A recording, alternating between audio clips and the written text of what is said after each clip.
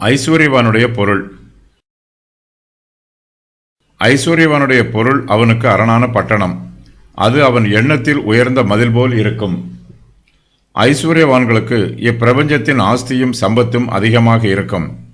ஐஸ்வர்யவான்கள் தங்கள் ஆஸ்தியை நம்புவார்கள். தங்கள் ஆஸ்தி தங்களை பாதுகாக்கும் என்றும் அதுவே தங்களுக்கு அரணான பட்டணம் என்றும் நினைப்பார்கள். கர்த்தருடைய பரிசுத்தவான்களுக்கோ அவருடைய நாமமே பலத்த துருகமாக இருக்கிறது.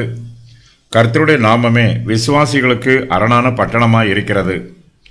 ஐஸ்வர்யவான் தன்னுடைய பொருளினால் தனக்கு பட்டணத்தை கட்டுகிறான். இந்த பட்டணத்தை அவன் தன் இஷ்டம் போல ஆளுகை செய்கிறான். தன்னுடைய ஐஸ்வர்யத்தை பார்த்து பெருமைப்படுகிறான். பட்டணத்திற்கு தீங்கு வருவது போல இவனுடைய ஆஸ்திக்கும் தீங்கு வரும்.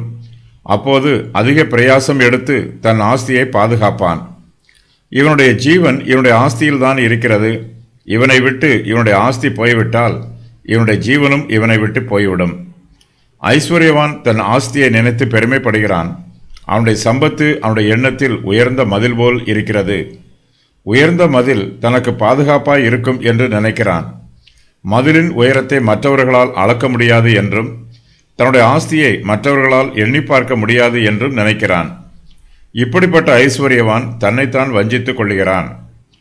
ஐஸ்வர்யவானுடைய பொருள் அவனுடைய எண்ணத்தில் அவனுக்கு அரணான பட்டணமாய் இருக்கிறது. அது மெய்யாகவே அரணான பட்டணம் அல்ல. அவனுடைய ஐஸ்வர்யம் அவனுடைய எண்ணத்தில் உயர்ந்த மதில் போல் இருக்கிறது. அது மெய்யாகவே உயர்ந்த மதில் அல்ல.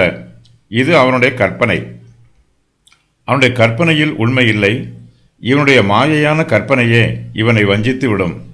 இவன் நினைப்பது போல இவனுடைய ஐஸ்வர்யம் இவனுக்கு அரணான பட்டணமாகவும் உயர்ந்த மதிலாகவும் இருந்து இவனை பாதுகாக்காது.